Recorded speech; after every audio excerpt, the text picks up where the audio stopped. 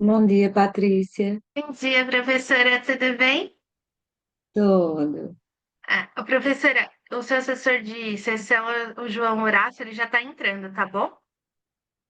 Eu acabei de mandar um e-mail para esse semeado perguntando. Não, pode ficar tranquila. Ele tá entrando, que ele já me mandou o WhatsApp. E se ele tiver qualquer problema, a Carolina entra, tá bom? Mas qualquer Tá coisa, bom. você me avisa. Eu tô olhando o e-mail, o WhatsApp. Na verdade, eu sou assessora de área, né? Eu que cuido dos assessores de sessão. Qualquer coisa, eu tô por aqui, tá bom? Eu tô acessando todas as salas e eu tô sempre por aqui durante o período inteiro da sessão. Tá bom? Mas Ô, o João já tá Patrícia, entrando, claro. deixa eu te perguntar, porque eu sou nova aqui, né? Primeira vez como Uhum. moderadora.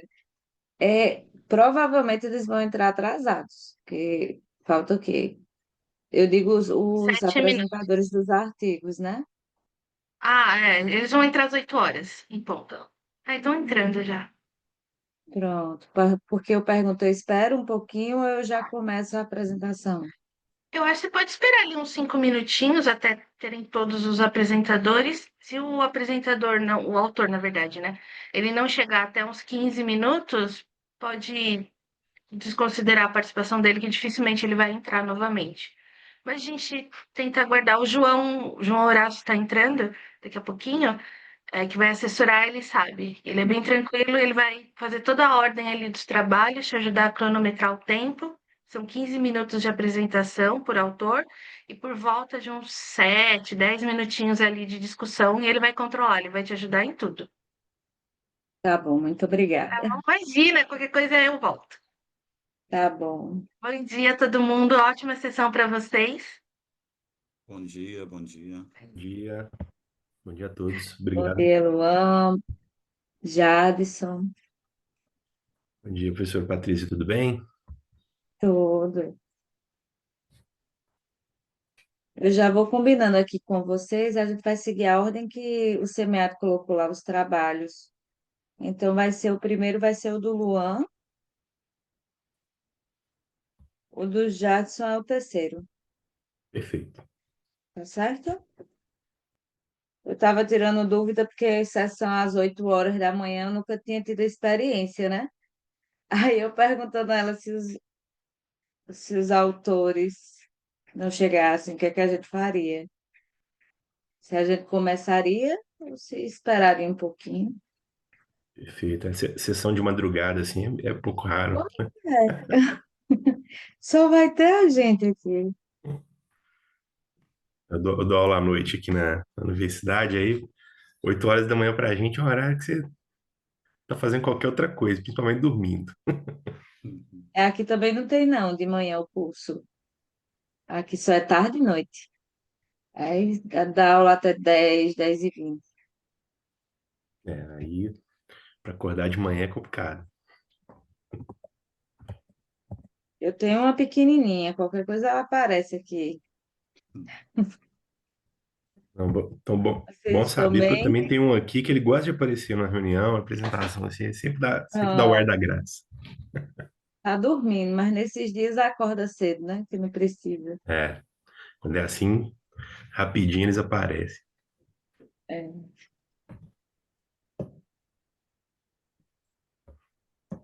Quantos anos tem?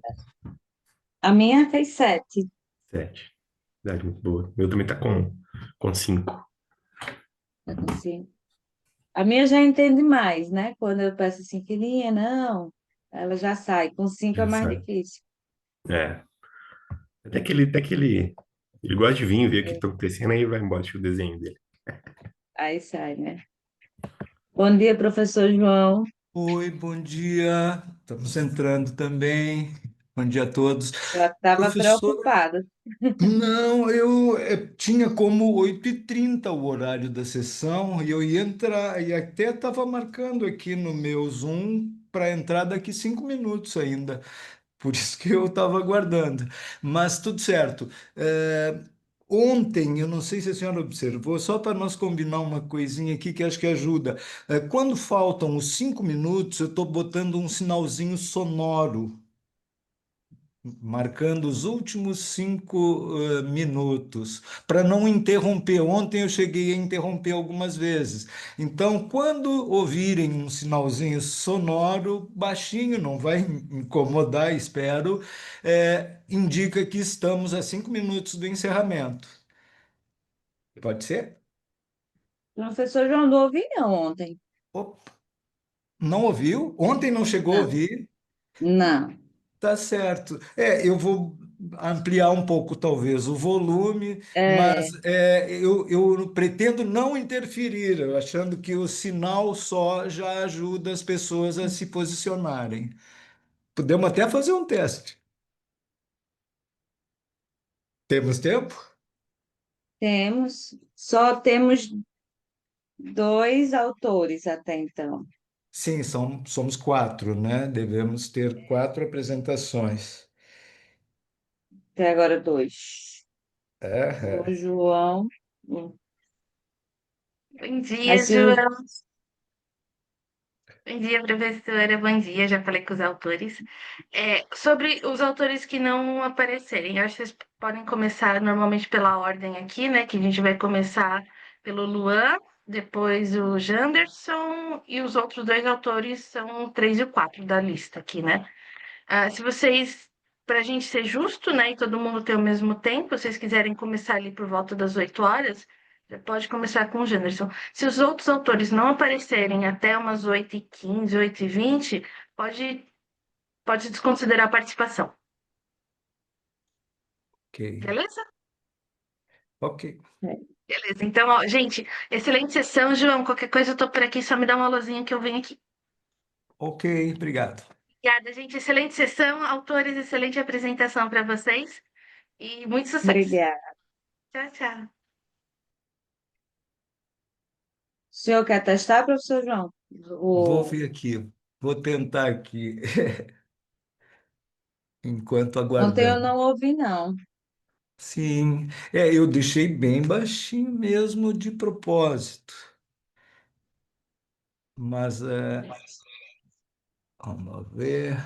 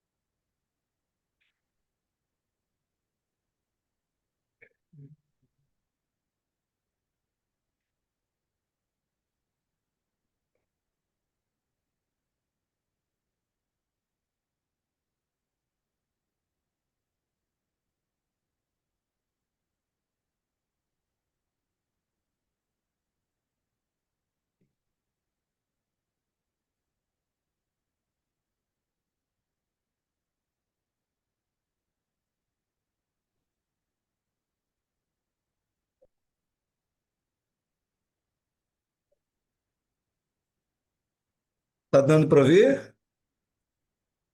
Tá muito baixo. Não.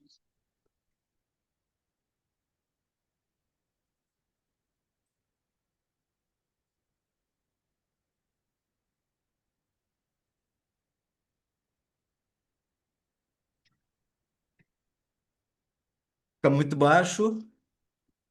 Não dá. Tá, Bom, eu acompanho e então eu faço a sinalização aos 5 minutos. Melhor. pronto.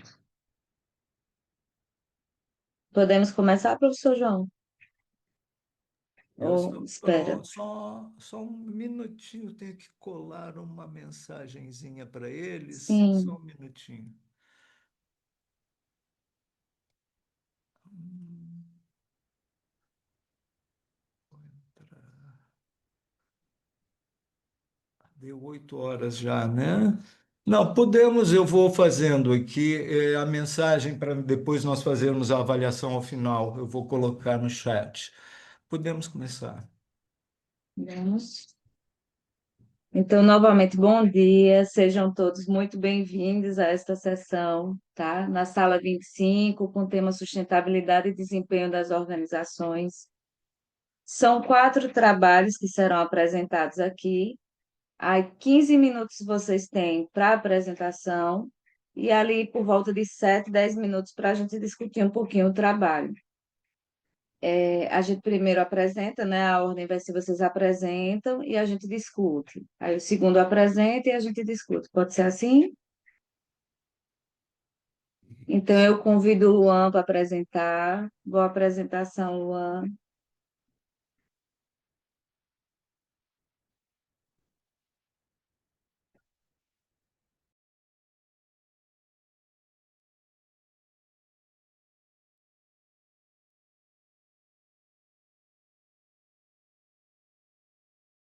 Vocês estão conseguindo ver o slide? Estendeu, Sim? Luan. Tá Ok, aparecendo. começar. Perfeito. Bom dia a todos. Meu nome é Luan Rocha, eu sou mestrando da Universidade Federal do Espírito Santo, a UFES, e hoje vou apresentar o meu artigo que tem como tema Associação da Remuneração Executiva e Desempenho ESG, uma abordagem ao longo do ciclo de vida organizacional. Irei começar com uma breve contextualização sobre o assunto. ESG. Hoje em dia a gente ouve muito falar sobre essa sigla ESG. O ESG, ele é baseado em 3 pilares: ambiental, social e de governança. E por que que o ESG é tão comentado? Por que o ESG é tão desejado hoje em dia? Dentre muitos motivos, um deles é que as empresas que focam somente nos lucros e negligenciam as questões sociais, elas tendem a não ser sustentáveis a longo prazo. Então, buscando essa sustentabilidade, essa longevidade das empresas, elas costumam buscar o ESG. E uma das formas de conseguirmos melhorar o nível de ESG das empresas e incentivarmos as empresas a ter um melhor desempenho ESG é por meio da remuneração dos executivos.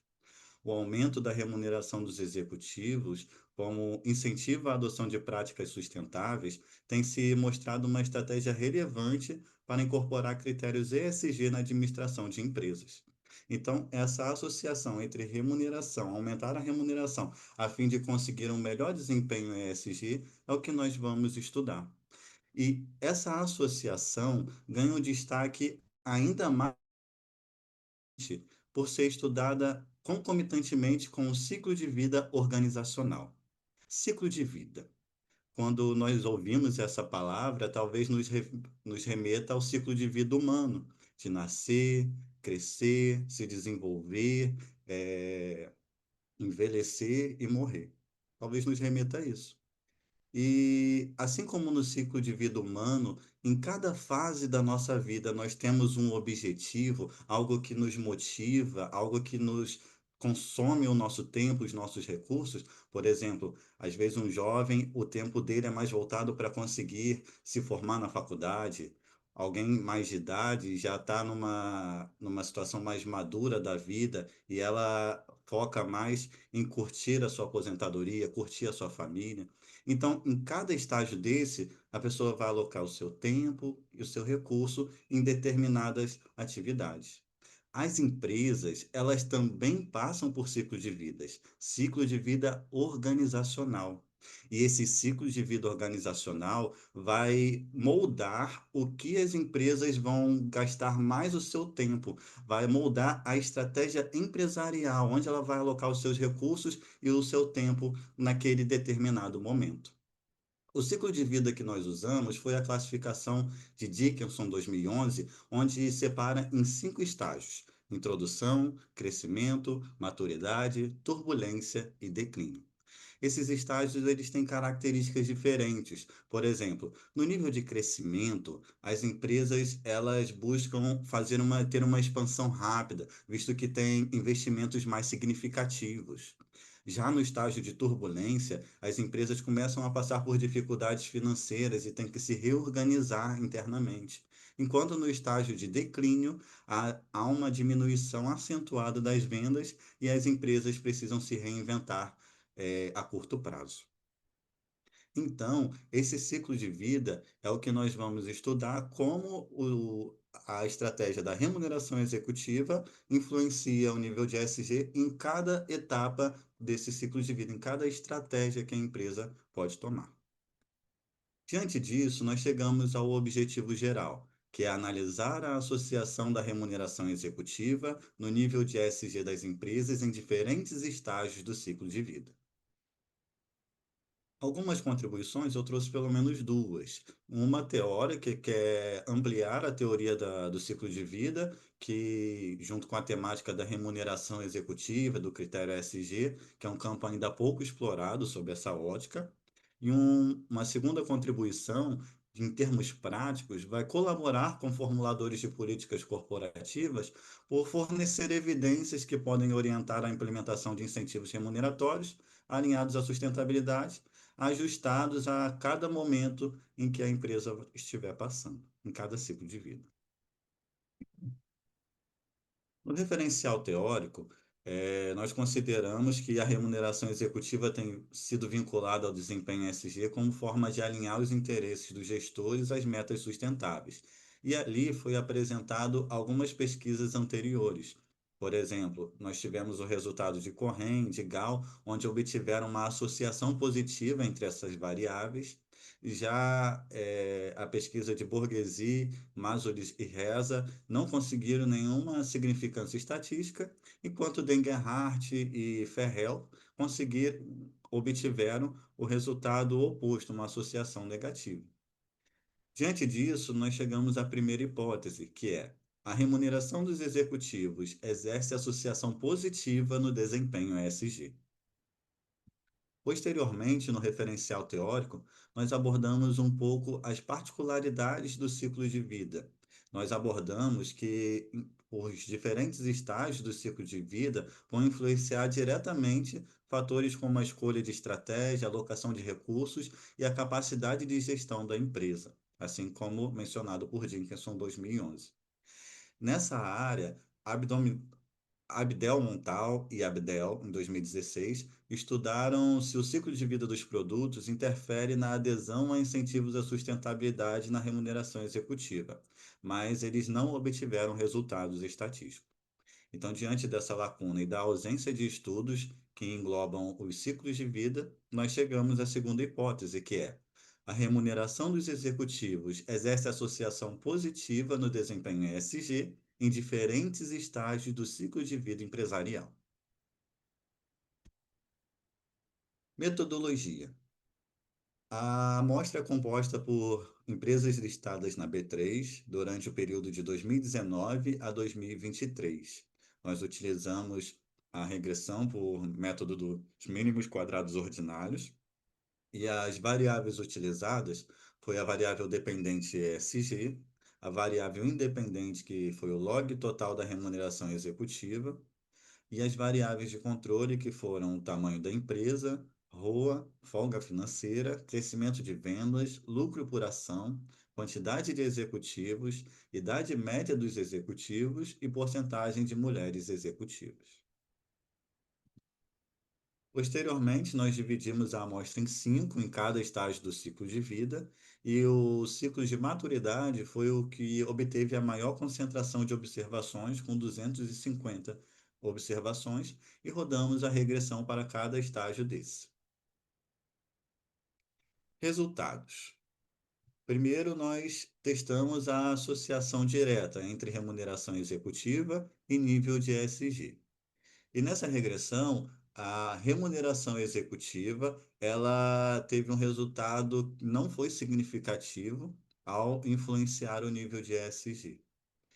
Na associação direta, nós não obtivemos resultado significativo. E itens como o tamanho da empresa mostraram ser mais eficientes para influenciar o nível de ESG. Por exemplo, aqui nós obtivemos um coeficiente positivo e significativo a 1% ao testar o tamanho da empresa.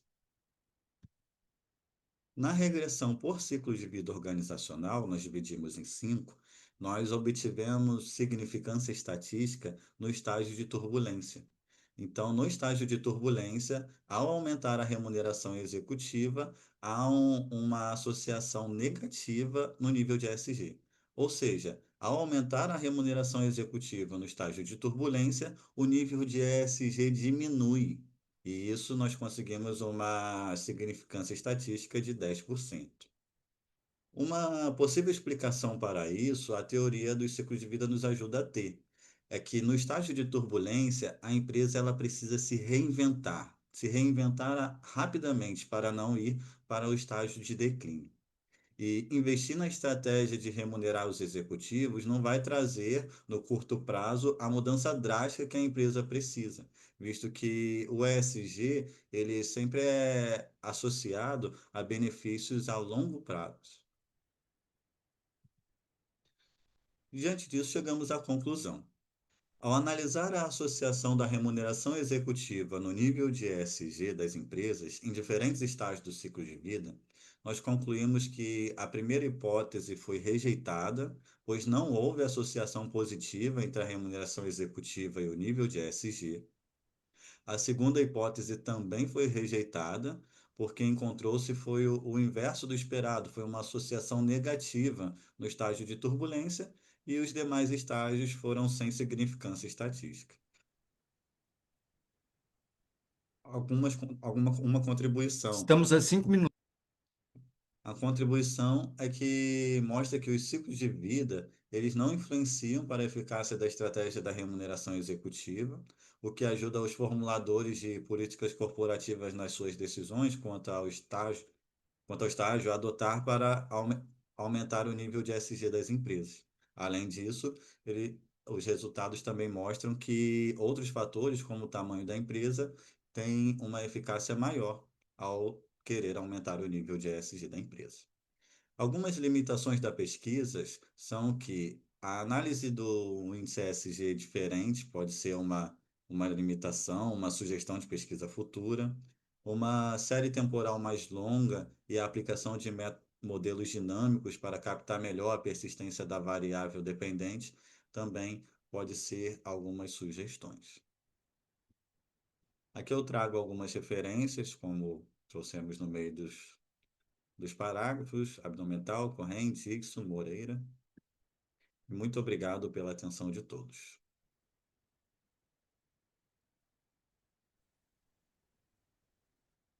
Obrigada, Luan, pela apresentação. Agora eu vou abrir esse espaço para discussões. Eu vou começar perguntando, tá, Luan? É mais uma curiosidade, eu também estudo o ISD. Qual foi a descoberta que você fez que você achou mais interessante, que você não esperava sobre essa relação do ISD e o ciclo de vida das empresas?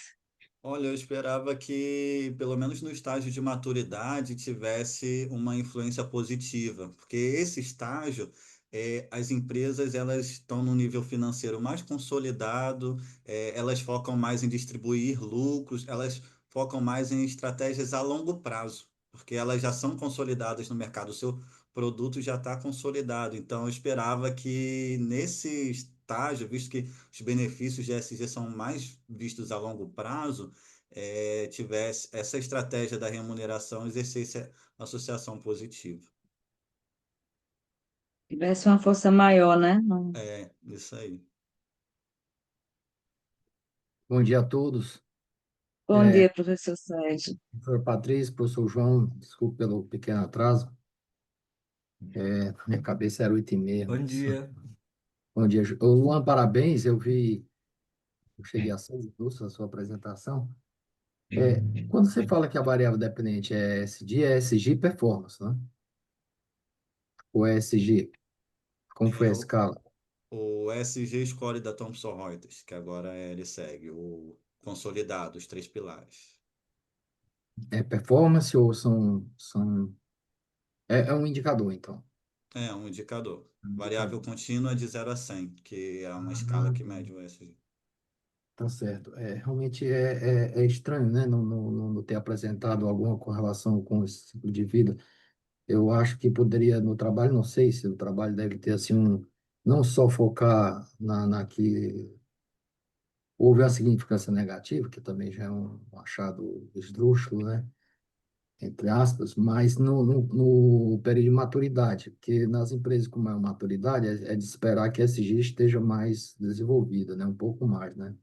Então, dá foco nessa parte, que realmente é bastante estranho. E a conclusão, a contribuição é que o estilo de vida não influencia, né? Nesse alinhamento entre a remuneração e esse indicador. O que você atribui o seu trabalho fala na questão, na introdução tudo bem, no crescimento, a empresa está querendo expandir. Uma pergunta, desculpa, qual foi o critério de classificar a introdução, crescimento, maturidade, declínio? Como foi que vocês Eu classificaram? usei a metodologia de Dickerson. Em 2011, ele tem um trabalho que ele aborda a classificação por meio dos fluxos de caixa. O sinal, a combinação dos sinais de fluxo de caixa vai adequar a empresa em qual estágio ela está no ciclo de vida naquele momento. Fluxo de caixa. E essa classificação é interessante que ela permite que as empresas voltem o seu estágio de ciclo de vida. Não é uma contínua, né? Eu posso estar no estágio de turbulência, descobrir um produto que deu muito certo por diversos fatores e voltar para o estágio de crescimento. E ela é bem Porque dinâmica. a gente tem vários A modelos, né? Por exemplo, classificação o por velho fluxo de modelo do caixa. BCG, do Boston Consulting Group, É. a gente usa o fluxo, a gente usa receita com crescimento, né? Participação no mercado, aliás, que seria uma combinação de dois vetores, não só o fluxo de caixa. Tá certo, realmente Inclusive, eu uma vou ler seu referência que eu trabalho, trouxe. eu achei interessante, mas o que causa mais perplexidade é nenhuma correlação, né? Realmente, nesse sentido. Hum, Obrigado. Desculpa. Houve um dos estágios que houve uma correlação, É exatamente. negativa. Qual deles e nós teríamos alguma justificativa para isso? Turbulência, né? do estágio de turbulência que o senhor está se referindo? Né? Sim, foi o único que Sim. apresentou significância, né? Uma explicativa é que os benefícios do ESG, que são mais voltados a longo prazo, não vai trazer a mudança drástica que as empresas nesse estágio vão precisar. Então, possivelmente, é, esse tipo de incentivo na remuneração para obter ESG não tenha o efeito esperado. Possivelmente o aumento da remuneração incentiva em outras coisas, como o aumento da lucratividade naquele período, porque o estágio de turbulência, a empresa começa a ter a curva começa a mudar, né? No estágio de maturidade, a empresa está consolidada, lucrativa, tudo certinho. No estágio de turbulência, ela começa a ter prejuízo, então ela precisa sair daquilo ali. Então, as empresas podem estar buscando nesse estágio pode não vir a ser o ESG, mas sim a melhora da lucratividade por outras formas. Obrigado.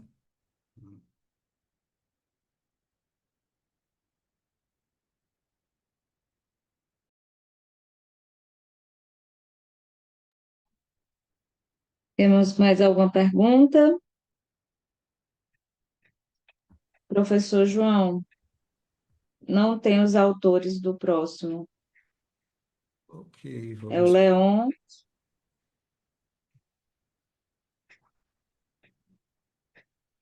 Não veio. e o Y. Então, a gente Ok. poderia já ir para o Jarderson.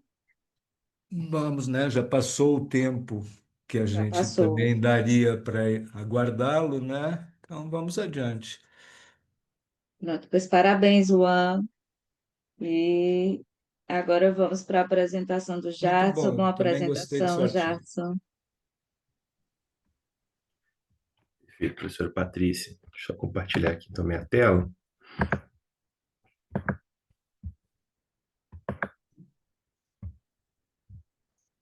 Só explicar a vocês, a internet aqui está caindo, está faltando energia aqui no bairro.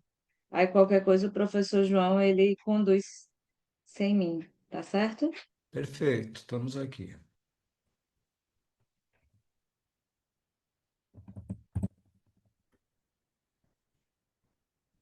Bom, pessoal, estão conseguindo visualizar minha tela? Estão me ouvindo bem, né? Sim.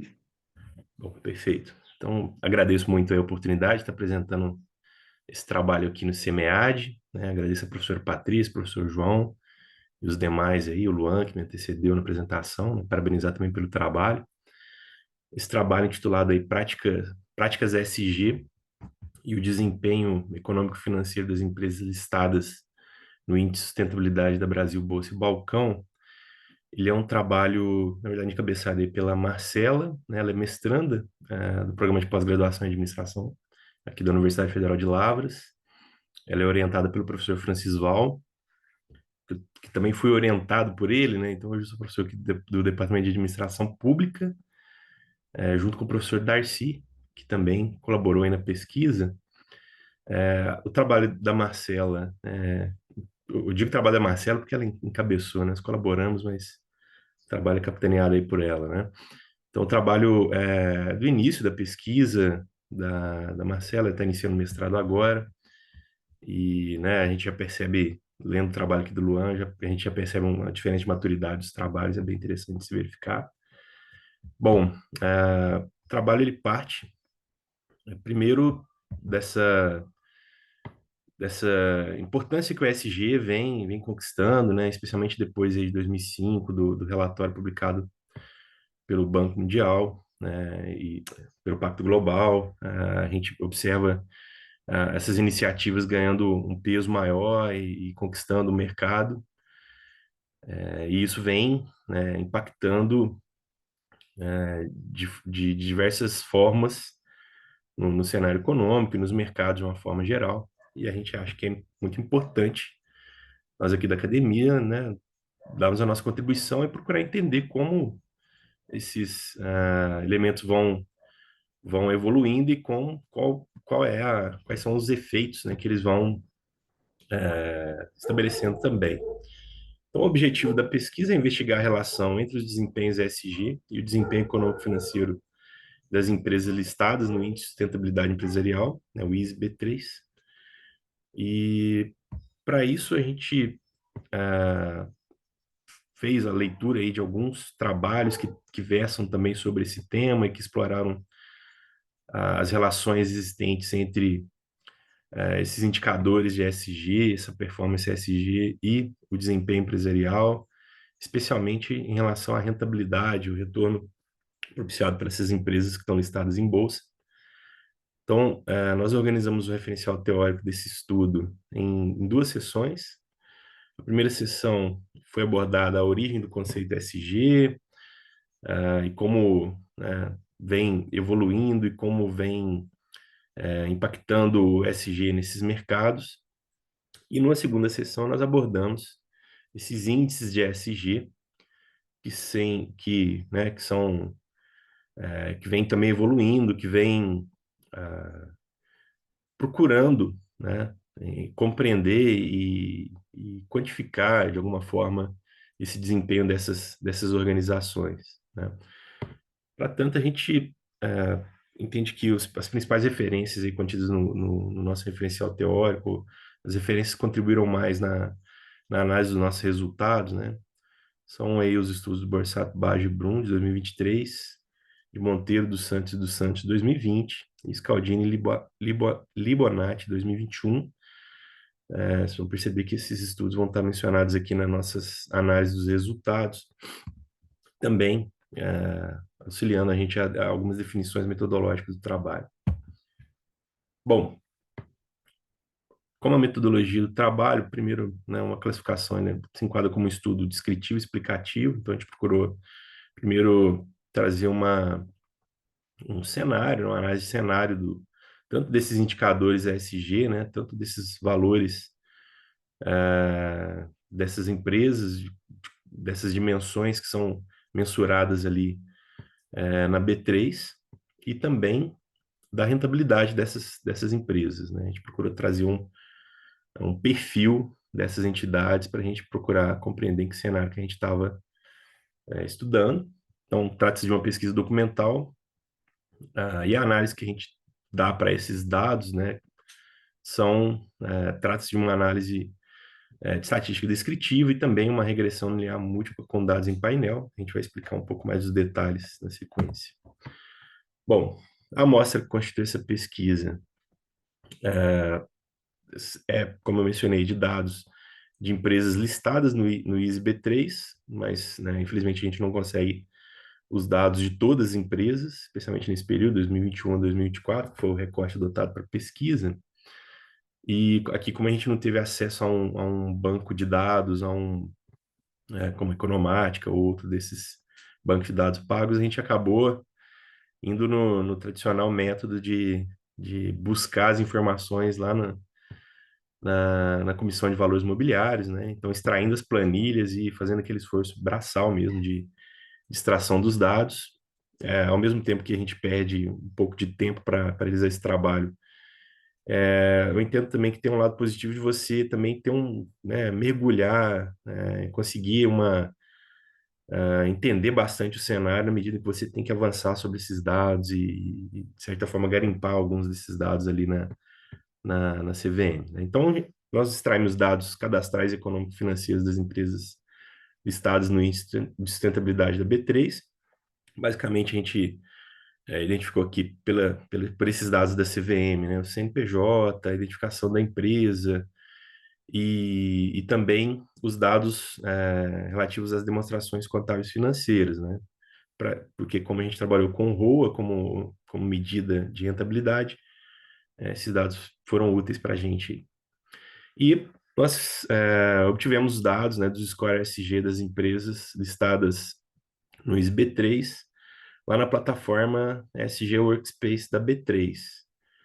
Então, nós conciliamos, né, a planilha que é disponibilizada na plataforma Workspace com a planilha de dados cadastrais da CVM, e aí fizemos um cruzamento desses dados para vincular, né, os indicadores ESG das companhias com seus dados cadastrais ali e conseguir calcular a rentabilidade e analisar a relação dela com esses dados do desempenho ESG.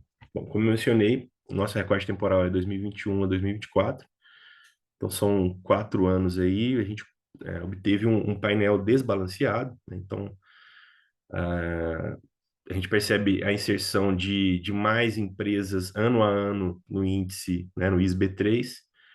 Então, no último ano, a gente tem um número maior de companhias, e nos primeiros anos, pelo menos nos primeiros anos do nosso recorte temporal, a gente tem um número menor de empresas, né? Bom, então, no geral, a gente tem 304 observações por variável, e as variáveis que compõem o nosso estudo. A gente teve como variável dependente, procurando, né, obter uma proxy da rentabilidade, do retorno propiciado pelas empresas.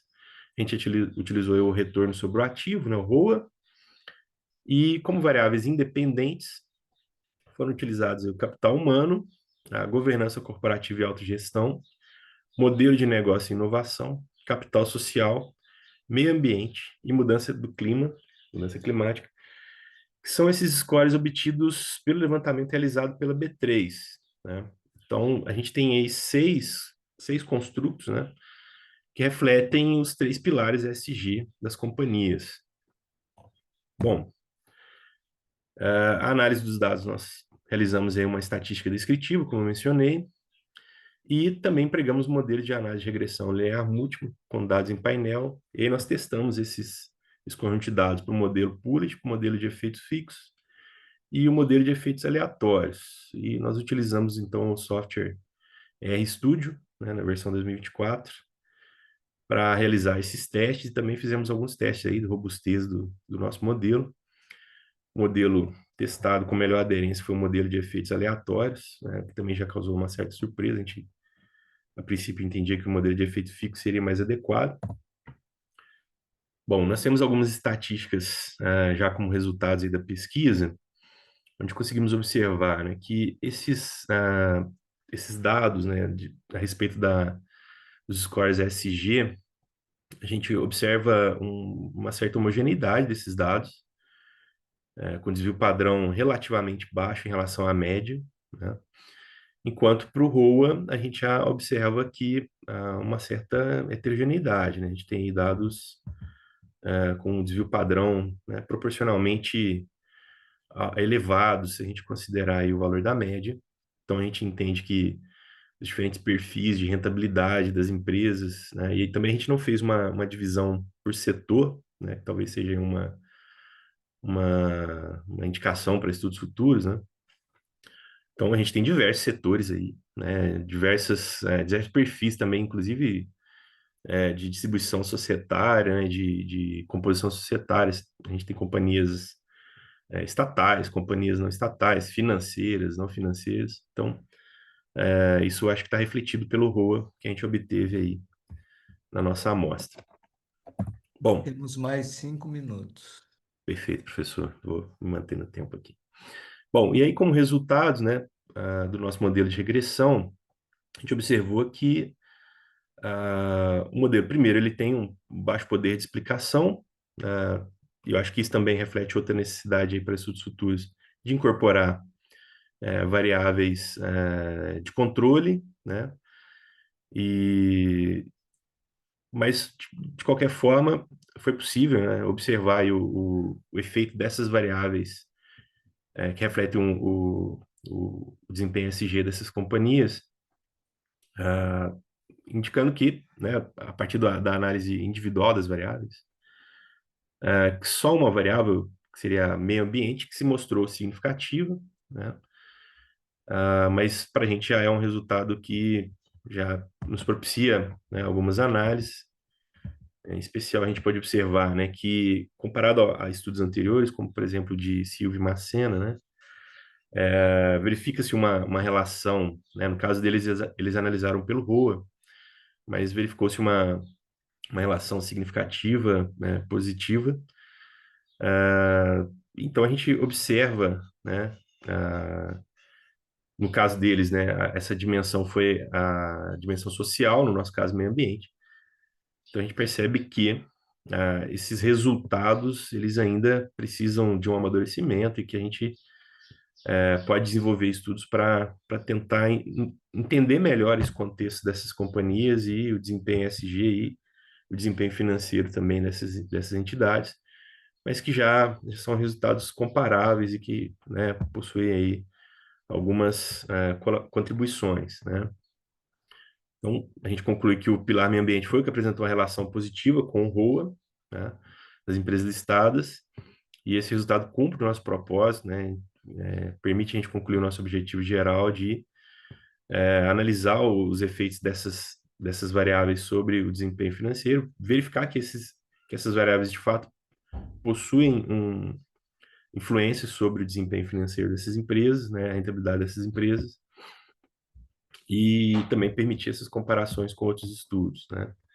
Em relação às limitações, a gente percebe que o recorte temporal ele poderia ser ampliado, né, além de considerar também outros indicadores, né, além daquele do ISB3. Então, bom, aqui estão as nossas principais referências, conforme eu mencionei lá na sessão de referência teórico. Por fim, eu só gostaria de agradecer, né, a oportunidade, né, aí pela FEA USP, o CEMEAD e a Universidade Federal de Lavras também por estar participando aqui do evento. Mais uma vez, a gente fica muito feliz de ter a aceitação aí do trabalho no evento. E, lógico, aguardamos ansiosos aí as colaborações. Muito obrigada, Janderson. Parabéns pelo trabalho de vocês. E você acabou respondendo as minhas perguntas. Eu ia perguntar justamente isso, porque só o ROA, né? Que você já tem todos os dados ali, porque não colocava o ROI, o EBITDA, né? Já fica aí uma. E também eu tinha colocado aqui a questão do setor e do porte, que eu já estudei o ISE e faz muita diferença. Mas, assim, parabéns pelo trabalho de vocês. Está aberto aí para questionamentos, dúvidas.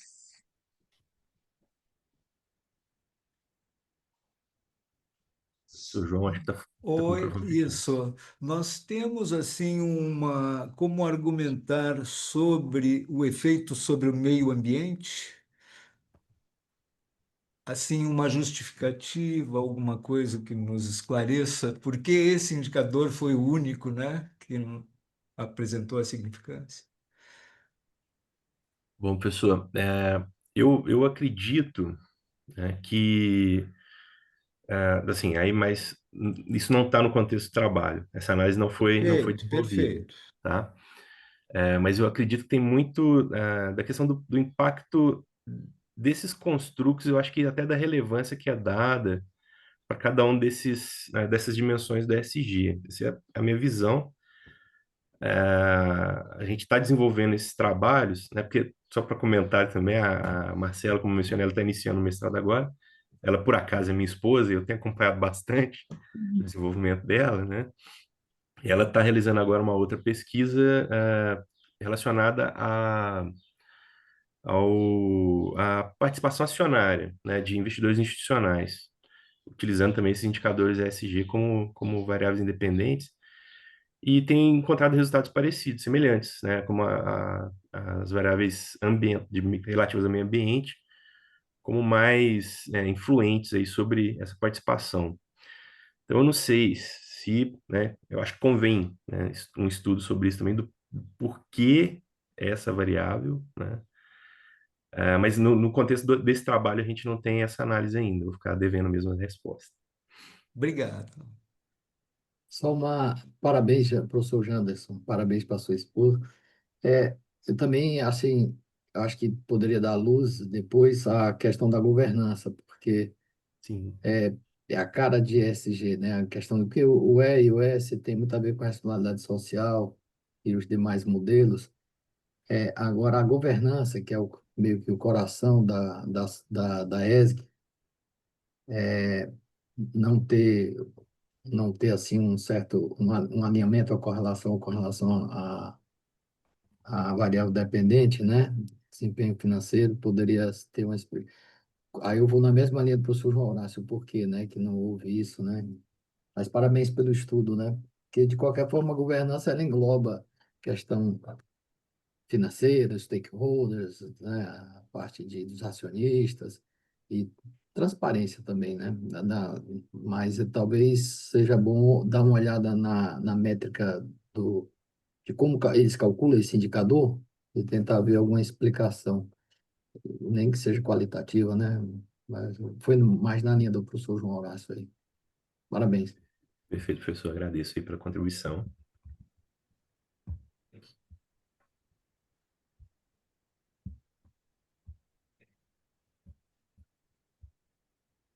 Querem fazer? Tá fechado, professor João. Eu queria ainda aproveitar. Será que a utilização de outro indicador financeiro não traria outros resultados e talvez mais significantes? Acredito que sim, professor. Acredito que sim. Eu acho que também, assim, como modelo, né, ele foi testado somente com essas variáveis SG. Eu acho que com a inclusão de variáveis de controle também, eu acho que o conjunto do modelo talvez pudesse ter uma alteração que pudesse, de repente, mostrar outros resultados. Eu acredito que a análise, partindo para outros indicadores com variável dependente, né, com outros indicadores econômico-financeiros, eu acho que ela seria bastante útil, interessante, e também a inclusão de variáveis explicativas no modelo ali, como eu mencionei no início, eu acho que o amadurecimento da pesquisa, né, a gente percebe o trabalho do Luan, desculpa o Luan ficar fazendo comparação aqui, mas acho que a comparação ali beneficia, tá? A gente já percebe um amadurecimento maior da pesquisa, né, do Luan, e a inclusão dessas variáveis de controle, eu acho que são importantes para o modelo, né, como um conjunto, e eu acho que acaba refletindo muito aí nos resultados. Perfeito, muito obrigado. Agradeço, professor. Janderson, parabéns pela esposa também. É trabalho duplo, né? Sim, Mas eu acho que aqui é o momento para isso, né? Eu participei de uma sessão ontem, eu aprendi muito, né? E a gente está aqui para isso, para aprender, para crescer, para compartilhar, um e ajudando o outro, né? E é isto. sim, eu vou levar as Vamos, anotações aqui que eu fiz para ela, com certeza, e agradeço a parabéns. todos. Vamos para o próximo. O professor Sérgio Antônio vai entrar ou o senhor vai apresentar? Não, eu vou apresentar. Vai apresentar? É isso. Pois, boa apresentação. Obrigado. Deixa eu ver aqui se é esse aqui.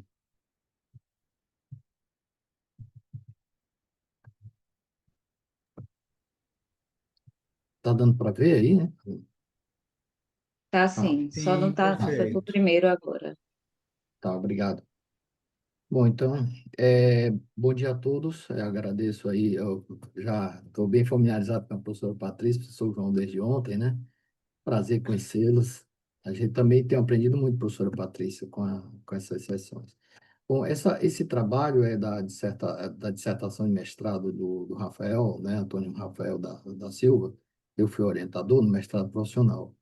Então, a gente estava preocupado na relação do jeito do Janderson, do ESG e o desempenho, mas com a potencialização da diversidade, equidade e inclusão, né? É, bom, então,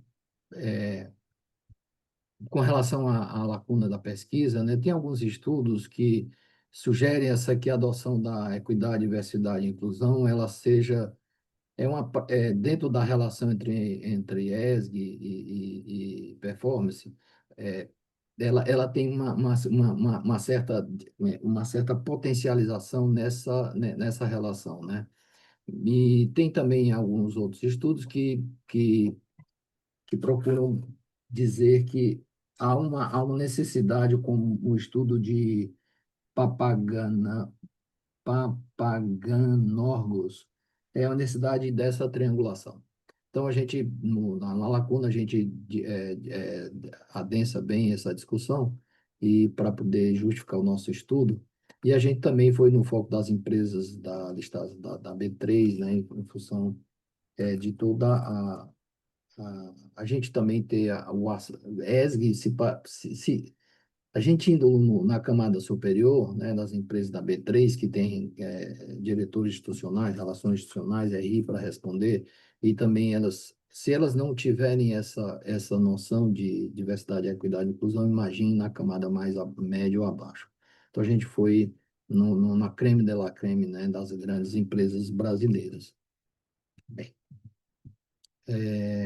a questão de pesquisa a gente está tentando entender esse efeito mediador das práticas de EDI, ou DI, como se chama na literatura, em relação à ESG e o desempenho das empresas. Então, o objetivo é avaliar essa mediação e a relevância do trabalho em função dessas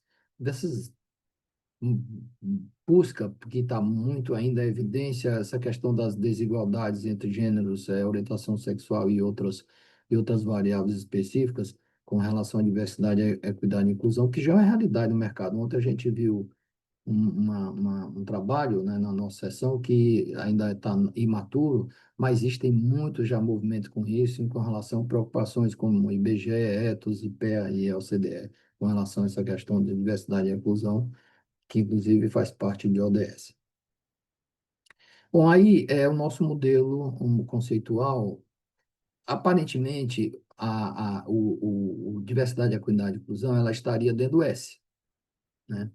Mas as escalas que a gente pegou, já consolidadas na literatura, não tinham essa questão da diversidade, equidade e inclusão evidente, né? E daí a gente, trazendo outros estudos, a gente procura verificar que há um descolamento para que se possa potencializar. Então, estudos fica a primeira hipótese entre ESG e gera performance, apesar do Janderson não ter é, capturado bem isso no estudo dele, mas na nossa escala, quando há vários estudos que capturam essa relação positiva entre ESG e performance, né? Entre ESG e diversidade e inclusão também, há essa potencialização, e e diversidade e inclusão, desculpa, acho que em diversidade, inclusão e desempenho operacional também há trabalhos como isso, e a gente está na linha dessa mediação, dos efeitos indiretos. Bom, a hipótese 1, eu trouxe alguns trabalhos aí, eu poderia falar de per si de cada um, que procura desenvolver, seja no aspecto, por exemplo, seja no aspecto de desempenho financeiro, desempenho ambiental, ou de eficiência ou produtividade, com relação ao efeito de ESG, práticas ESG com relação ao desempenho operacional, organizacional. Na hipótese 2, existem alguns trabalhos, menos trabalhos, que procuram relacionar o efeito positivo entre ESG já e deslocando o S do ESG para a diversidade, equidade, diversidade e inclusão. Muito bem. Então, Equity, Diversity and Inclusion. Então, já tem esses trabalhos já na literatura que a gente trouxe e no nosso trabalho a gente disserta bastante. Inclusive, na hipótese 2, a gente chama a atenção que alguns são com relação a discurso de informação, outros desenvolvendo a questão S, outros com capacidade dinâmica, outros com legitimidade institucional, com impacto em desempenho, etc.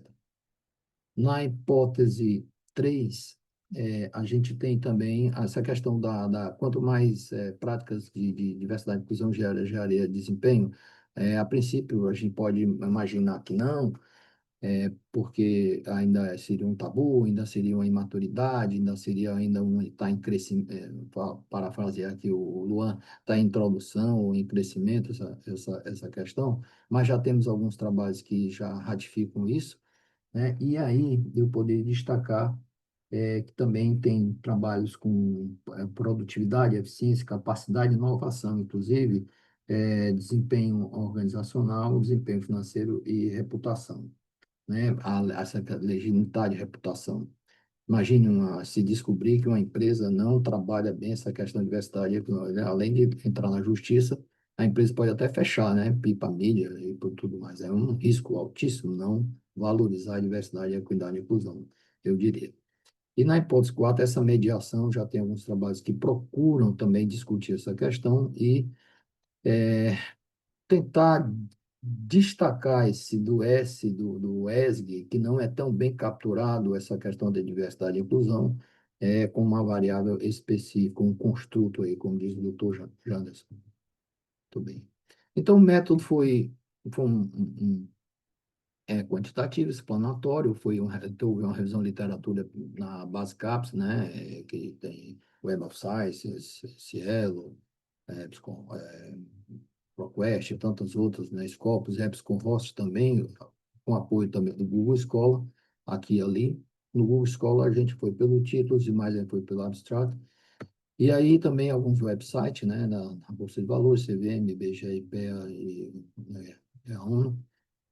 Alguns os descritores foram equidade, diversidade e inclusão, ESG, sustainability, organizational performance, etc., combinando os booleanos, como é de praxe, nos últimos 10 anos, 2016 a 2025, atualmente, e a gente fez a pesquisa de fevereiro, a coleta de fevereiro de 2024 a maio de 2025,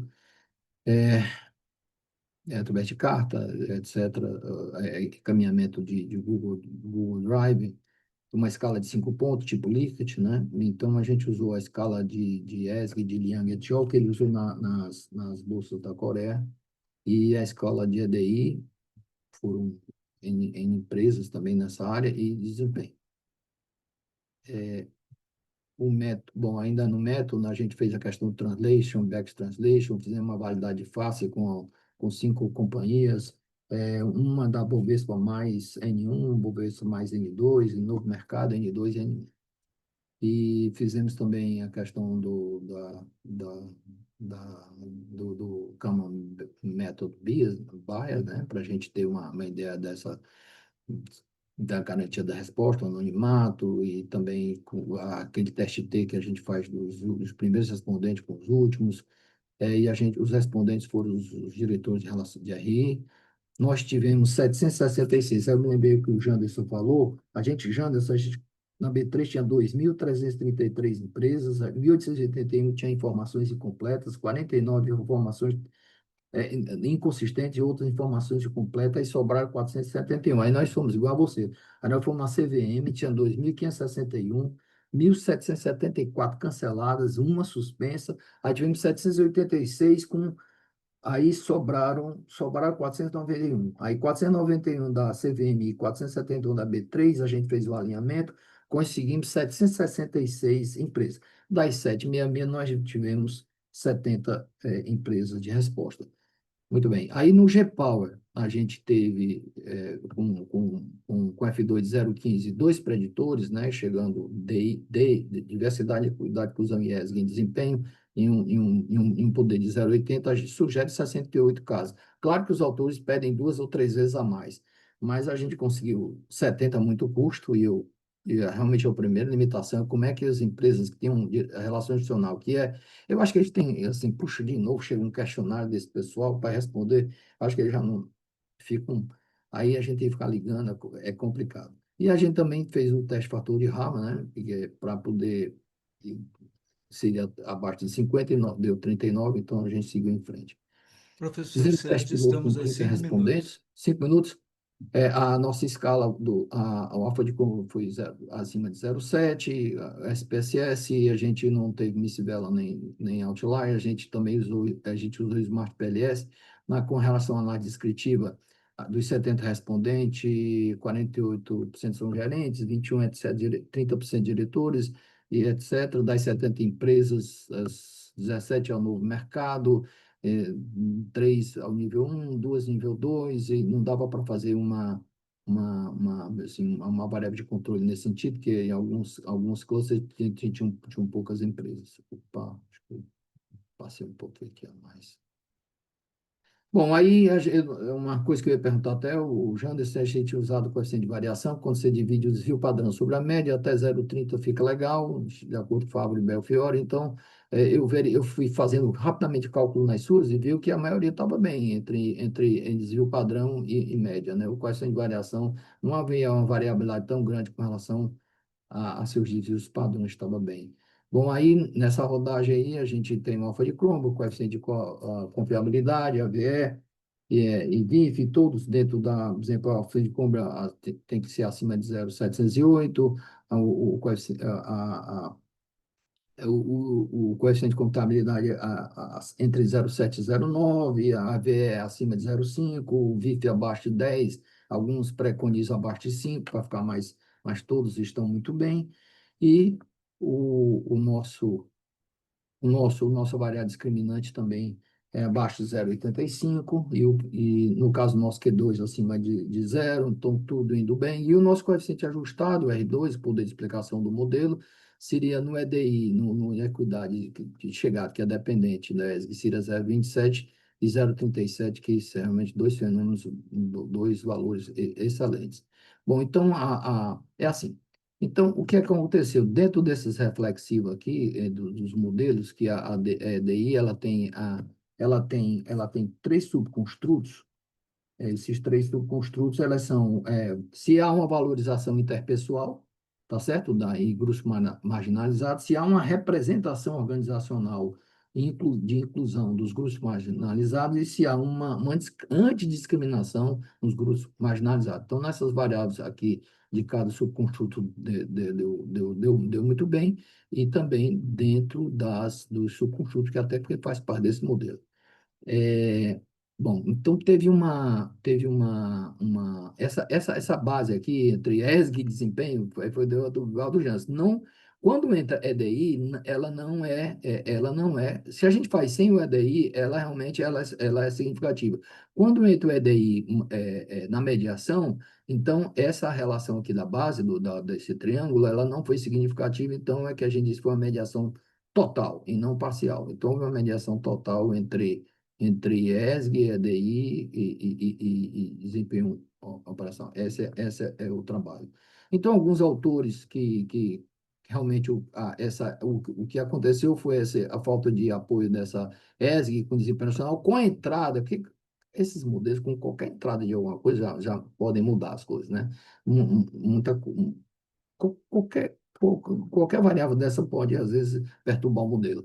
Então, o que aconteceu é que, com a mediação de equidade, diversidade e inclusão, a base não foi significante, né? Muito bem, contrastando com alguns trabalhos.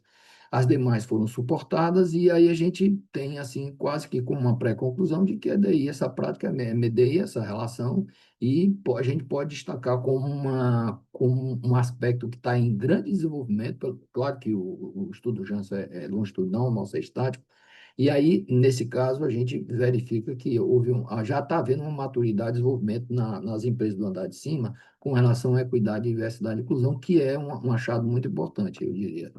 Bem, então, conclusão seria essa mediação completa, né, total, né, daí como um recurso estratégico, e uma posição daí como uma variável autônoma e crítica com relação a esse fenômeno. Então, e também essa questão da mediação enfatiza a falta de modelos integrados entre ESG, diversidade, inclusão e performance, em economias não europeias, né, ou abaixo do Equador, eu diria. Então, como sugestão é expandir a amostra, né, de qualquer forma, fazer uma análise multigrupo, onde a professora Patrícia sempre gosta com relação à variável de controle, mas não deu nessa questão por causa alguns clusters pequenos, porque quando a gente faz uma análise multigrupo, a gente tem que ter no máximo uns 15% entre um N de um, N de outro, mas a gente poderia continuar mais nesse sentido, realizar estudos qualitativos, que a gente quer fazer algumas entrevistas, que às vezes diz assim, o quantitativo é legal, tal, mas a gente às vezes precisa de explicações, aí tem que voltar de novo qualitativo, né, para poder entender um pouco mais os fenômenos, e até estudos multicasos, etc.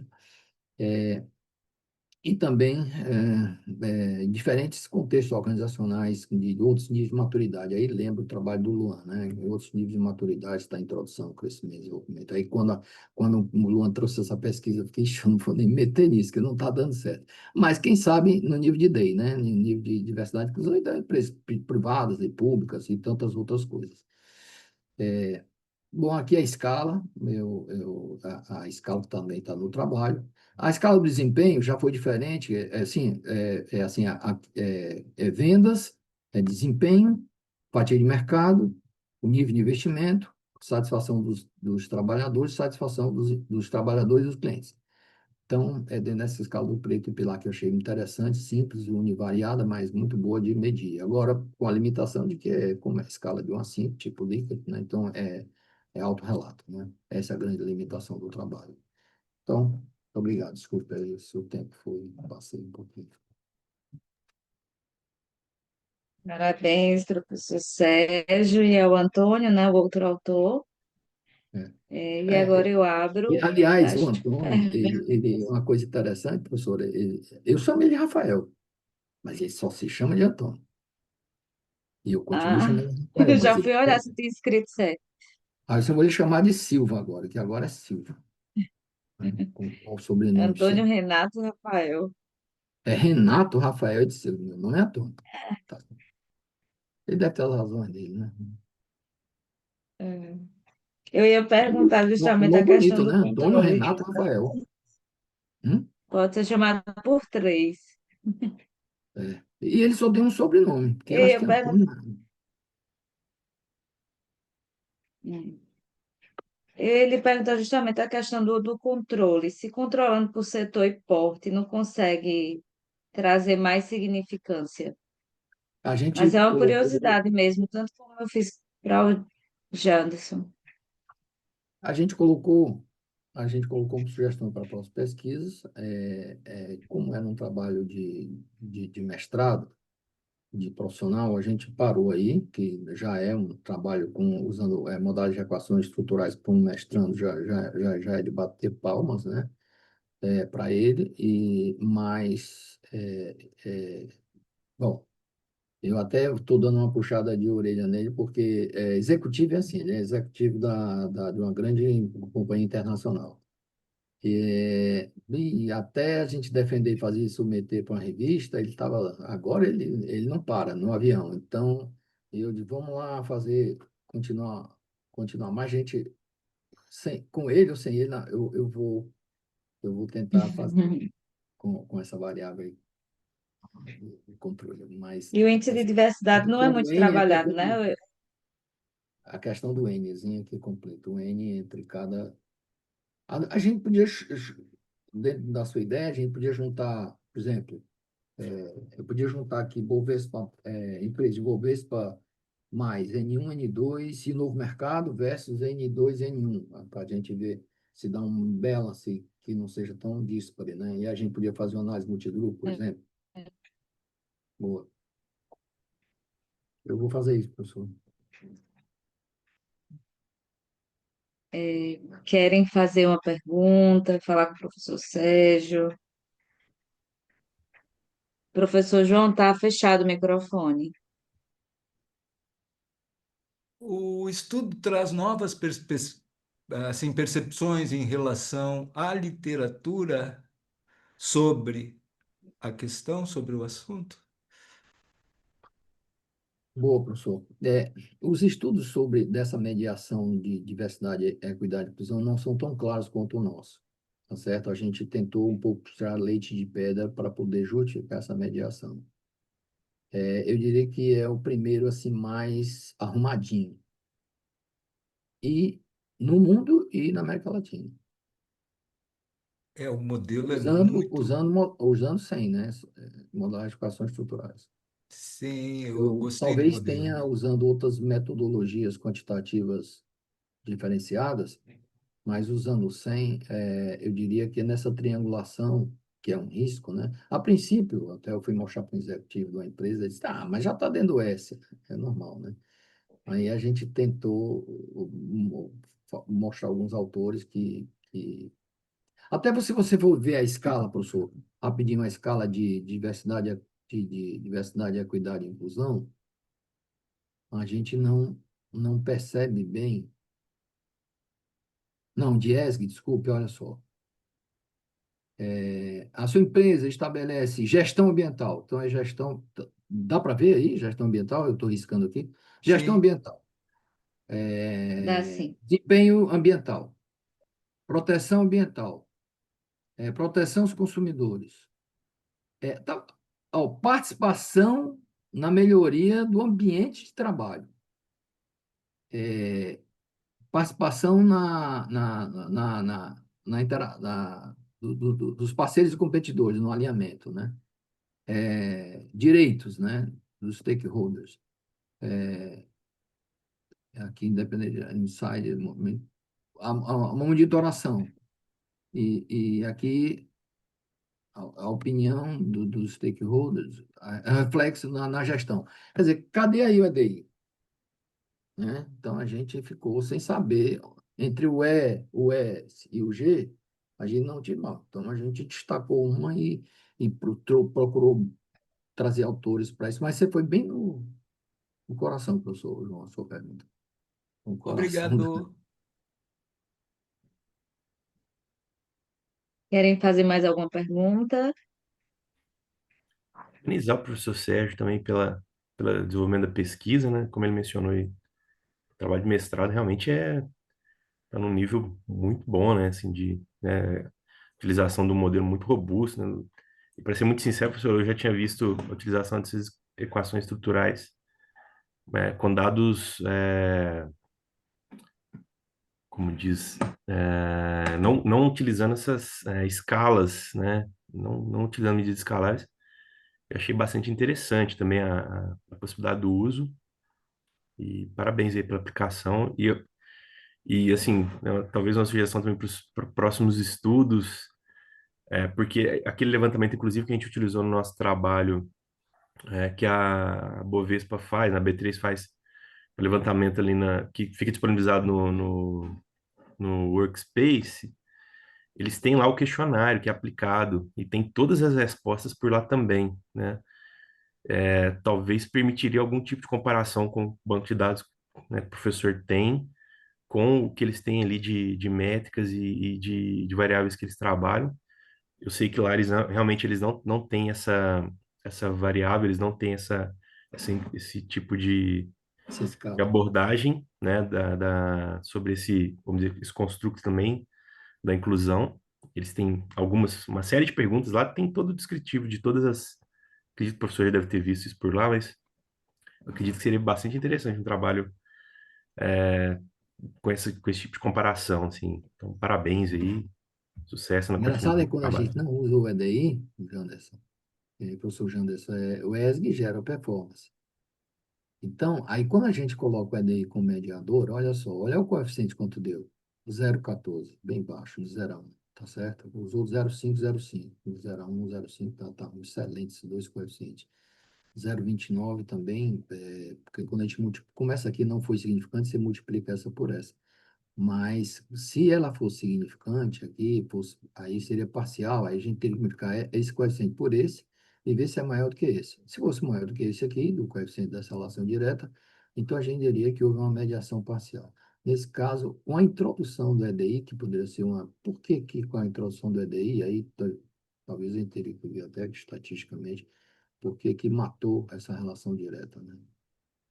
Ou seja, fazer ESG. Então, o que a gente pode dizer empresarialmente? Se eu fosse falar para um empresário, para não ficar falando cientificamente, eu diria assim: olha, é bom você prestar atenção em diversidade, equidade e inclusão, não só pela questão da reputação e legitimidade, porque se você for descoberto que não trabalha nesse aspecto, você está ferrado. Agora, isso também gera de. Aí é a linguagem que eles entendem, isso gera desempenho. Ah, então dá match, dá negócio, dá. Ah, eu vou trabalhar. Porque quando você respeita as pessoas, você potencializa o trabalho delas, né? Se você não respeita, isso pode. Então, tem um lado financeiro de business e tem um lado também de medo do tipo, olha, se você não fizer, você pode estar na rede e sua empresa pode até fechar. Você pode ter sido excelente até hoje, mas, por favor, como dizia o padre Fábio de Mello que dizia assim, faça de tudo para não cair negativamente na rede. Um dia ele caiu, né, coitado? Negativamente na rede, porque senão a sua imagem pode ser desgraçada da noite para o dia, né? E acho que ele caiu nessa, ele foi lá para uma padaria, não sei o que, discutiu com alguém, não defendeu alguém, parece que entrou na rede, né? É complicado. Então, esse negócio de a gente. A rede é bom quando a gente entra positivo, mas se você entrar negativo. Mas é um trabalho. Então, EDI é business. Se eu Muito fosse- obrigada, professor Sérgio. O Leon, que era do segundo artigo, ele conseguiu entrar, ele teve um probleminha com a internet, tá certo? Aí só justificando que aí ele vai apresentar agora, no final. Pode ser? Pedir só Ótimo, o vamos professor lá. Sérgio para. Desculpe. Que ainda está na tela do professor Sérgio. Stop Pois, share. Leon, seja bem-vindo. Boa Bom apresentação. dia. E no que precisar, a Tá gente dando está para aqui. escutar, né? Tá Obrigado. Bom sim. dia, gente. Vou compartilhar aqui minha apresentação. Então, o título do trabalho é exigir relatórios de sustentabilidade, o estado da arte da produção científica internacional. Foi um trabalho desenvolvido na disciplina de teoria das organizações, junto com o Ibson, o meu parceiro no trabalho. Como contextualização, a divulgação de relatórios de sustentabilidade vem crescendo entre empresas globais, impulsionada por demandas de transparência, manutenção da mídia e conscientização socioambiental.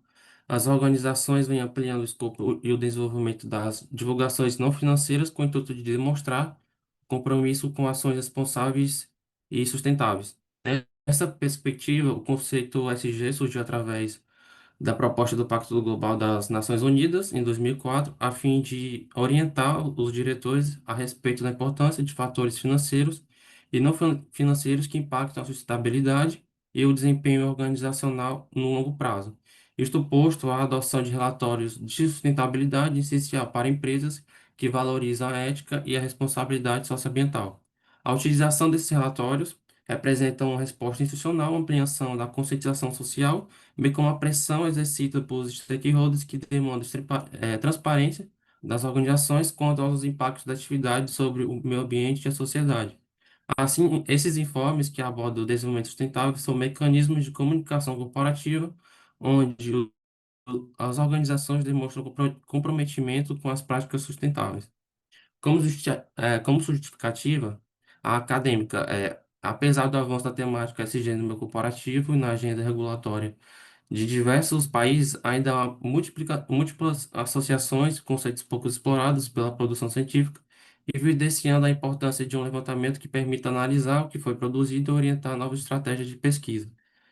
Como empírica, a bibliometria representa um mecanismo importante para mensurar e visualizar o estado da arte da produção científica, eh, permitindo a identificação de padrões, redes de colaboração e tendências emergentes, utilizando como base as leis da bibliometria, que nessa pesquisa vai ser a lógica e a lei de Zipf. Como contribuição social, busca contribuir para o fortalecimento de práticas sustentáveis por meio da sistematização do conhecimento existente sobre esse jeito e também da ampliação das perspectivas das pesquisas futuras sobre sustentabilidade em âmbito internacional. Como questão de pesquisa, qual é o estado da arte da produção científica internacional acerca do SG e relatórios de sustentabilidade? Como objetivo geral, temos analisar o estado da arte da produção científica internacional sobre relatórios de SG e objetivos específicos, analisar o volume e a evolução das publicações, analisar o perfil de autoria, analisar os países que se destacam na produção, analisar os principais aspectos metodológicos adotados nos artigos de maior impacto, analisar as bases teóricas dos artigos de maior impacto e analisar as principais temáticas e tendências emergentes para pesquisas futuras. Aqui na fundamentação, primeiramente na seção do SG, a teoria da legitimidade explica que essa prática como uma busca por alinhamento aos valores sociais para garantir a aceitação, enquanto a teoria das stakeholders destaca a necessidade de atender às reivindicações de diversas partes interessadas em questões de sustentabilidade. As práticas do SG surgem como resposta estratégica às demandas dos stakeholders por maior transparência e responsabilidade. As empresas divulgam informações não financeiras para demonstrar seu compromisso com a criação de valor sustentável, uma prática que se tornou obrigatória em muitos países. Como benefício, a implementação do ESG fortalece o relacionamento público, tende a melhorar com o desempenho financeiro e é valorizada por investidores. Além disso, a convergência entre sustentabilidade e os objetivos corporativos promove uma sociedade mais equitativa e gera impactos sociais positivos. E a qualidade da divulgação SG é influenciada por fatores internos, como a presença de comitês de sustentabilidade e a maturidade tecnológica. E internos, a gente tem a pressão regulatória. A evolução dos relatórios de sustentabilidade tem um foco, evoluíram de um foco mais social para abordagem multidimensional, abrangendo os pilares econômico, social e ambiental. E essa transformação representa uma reestruturação da governança, onde a prestação de contas passa de ser apenas puramente financeira para ser multifacetada.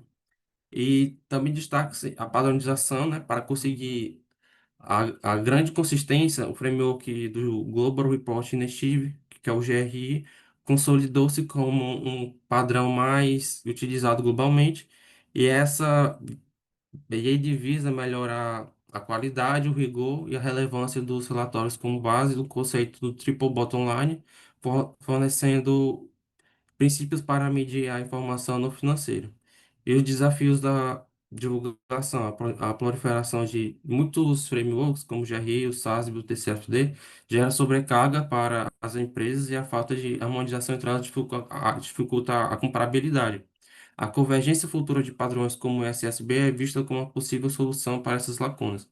E a qualidade está diretamente ligada à clareza, à precisão e à capacidade da organização de priorizar e divulgar informações que verdadeiramente impactam a criação de valor a longo prazo.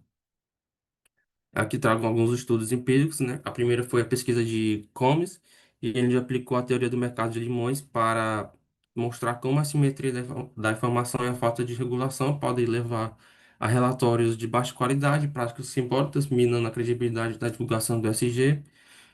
O estudo de Papuzzi e Sodi investigou empiricamente se os relatórios refletem desempenho real. Os achados, baseados na teoria do sinal, confirmam que a qualidade informacional está associada à coerência entre o que é divulgado e a prática institucional, propondo um modelo de mensuração que vai além do simples adesão e frameworks. E como contribuição do presente estudo, as pesquisas anteriores, eles evidenciam a importância do tema, mas o presente estudo se diferencia ao empregar as leis da bibliometria para fazer uma análise quantitativa mais rigorosa e ao realizar uma análise detalhada de uma subamostra de artigos de maior impacto, gerando contribuições empíricas e teóricas mais profundas para subsidiar pesquisas futuras, né? Como metodologia, eu trouxe o quadro para poder esquematizar direitinho para vocês, né? O tipo da tipologia é a descritiva com abordagem quantitativa, técnica principal, análise bibliométrica, a fonte de dados utilizada foi a Scopus, o período de análise foi 2004 a 2024, alinhando com a criação do termo USG pelo Pacto Global. Essa foi a string de busca utilizada e os critérios de filtragem, artigos da área Business, Management, Accounting, Economics, Econometrics e Finance. A gente fez também a exclusão de duplicidade. A amostra final se resultou em 381 artigos. As ferramentas para análise foram o RStudio para fazer as análises quantitativas e mapas temáticos e o VoiceView para fazer análise de redes. A análise da amostra geral foi estatística descritiva, volume, produção, a lei de lógica e a lei de Zipf. E a análise da subamostra. Foi feita uma seleção de 103 artigos com fator de impacto maior de 2 para uma análise quantitativa aprofundada dos aspectos teóricos e metodológicos.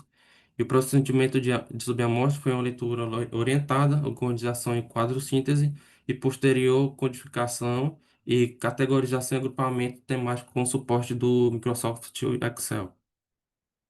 Como resultado do perfil de autoria, a gente identificou que existe uma confirmação com da lei de lógica, com quase 90% dos autores contribuindo apenas um artigo, sugerindo que o campo ainda está em expansão, atraindo grande número de novos pesquisadores. A menor presença de autores e com múltiplas multiplicações sugere que a especialização profunda ainda não está consolidada.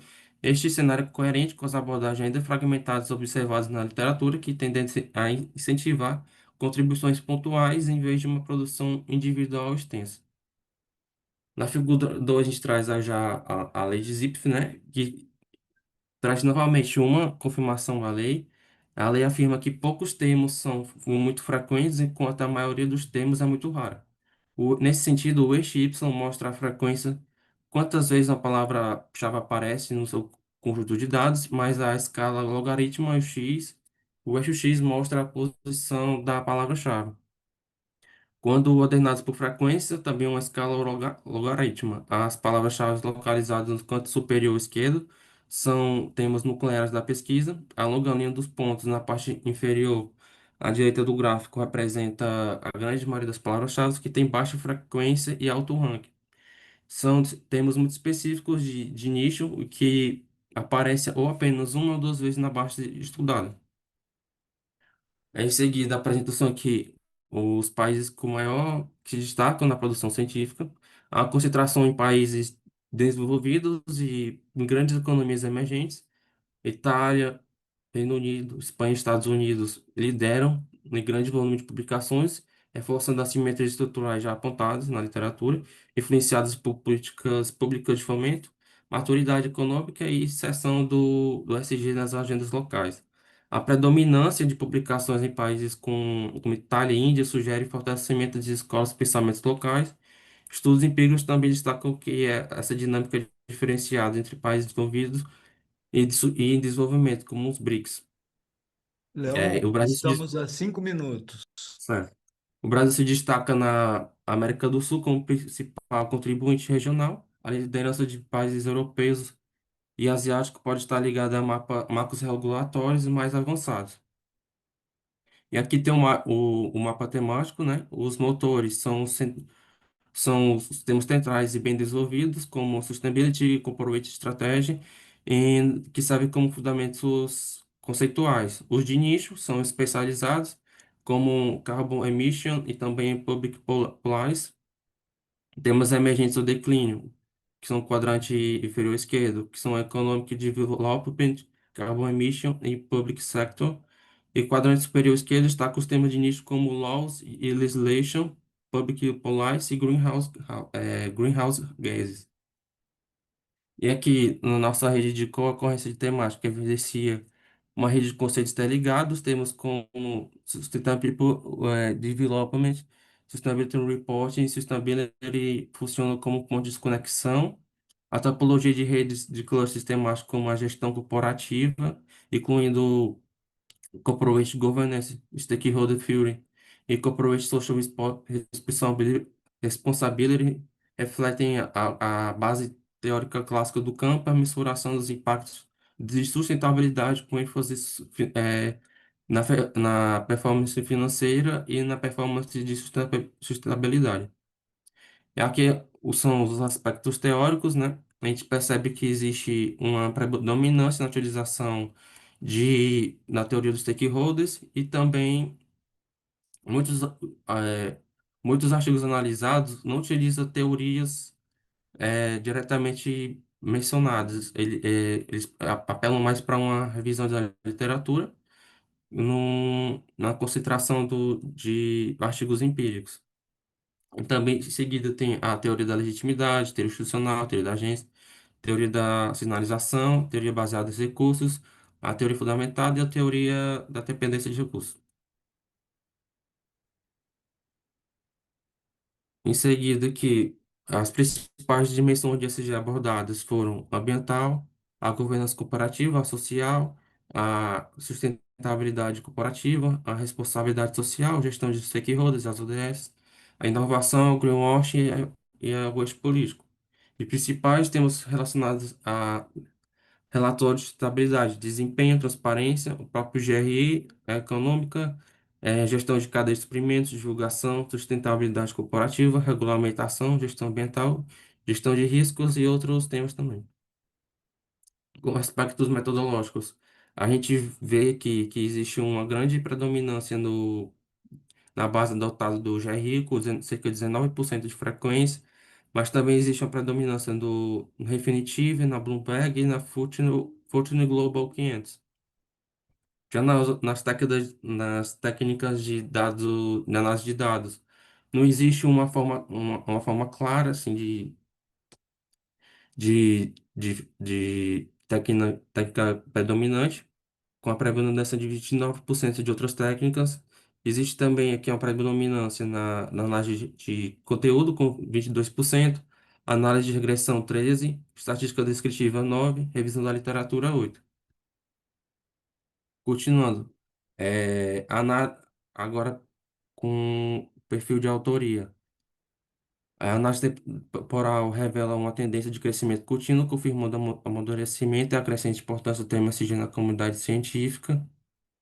O pico de citações ocorreu em 2008, sugere que a publicação de trabalhos seminais que fundamentam pesquisas posteriores, a estabilidade de 2010, 2020 e 2021 indicam um período de consolidação do campo. E as considerações finais, né? O estudo teve como objetivo analisar a produção científica do SG da sustentabilidade, identificando as principais correntes teóricas, abordagem de tendências evolutivas.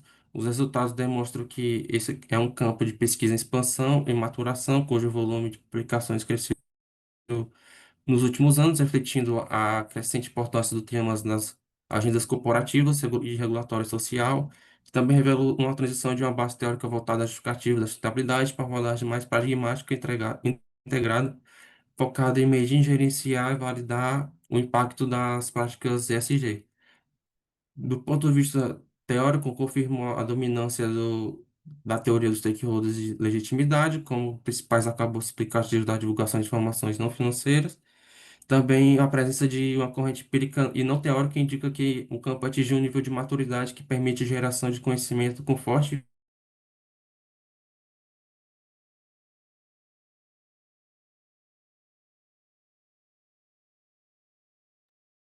Travou.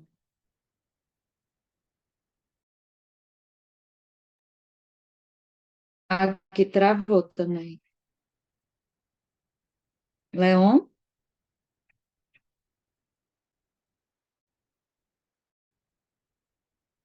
Acho que foi a internet dele. Temos 4 minutinhos ainda, professor João. Esperar? Sim, exato. Para o debate ainda, né, teríamos o tempo de debate. Vamos aguardar um minutinho, nem que seja, para dar uma chance para ele.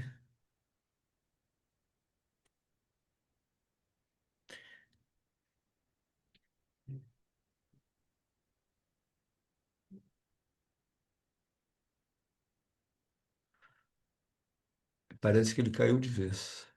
Está voltando. Voltou? Tinha caído a minha internet de novo. Peço perdão. Boa, vamos adiante. Não, não tem problema não. É, devido ao tempo, a gente tem 3 minutos, mas assim, você já estava. Quer concluir as considerações sem precisar colocar a tela? Ou podemos ir para Não, o não, não, já debate? concluí. Pronto, então assim, que bom que deu certo, que você apresentou. Fico feliz. Em relação ao seu trabalho, eu acho que ele veio fechar a sessão, né? Diante de tudo que a gente estava discutindo, a gente está mostrando que o ESG ele está saindo dessa parte descritiva para ser mais pragmática, né? Ele precisa ser utilizado, ele não é mais opcional. É isso que as pesquisas estão dizendo, é isso que você trouxe no seu estudo bibliométrico, que eu acho riquíssimo o estudo, né, nesse nível. Queria abrir para perguntas, debates. Temos 3 minutos. Eu, eu tenho. Vamos lá. Aqui. O principal tema de interesse, só para reforçar, né, a tua exposição, o principal tema identificado no estudo sobre os relatórios.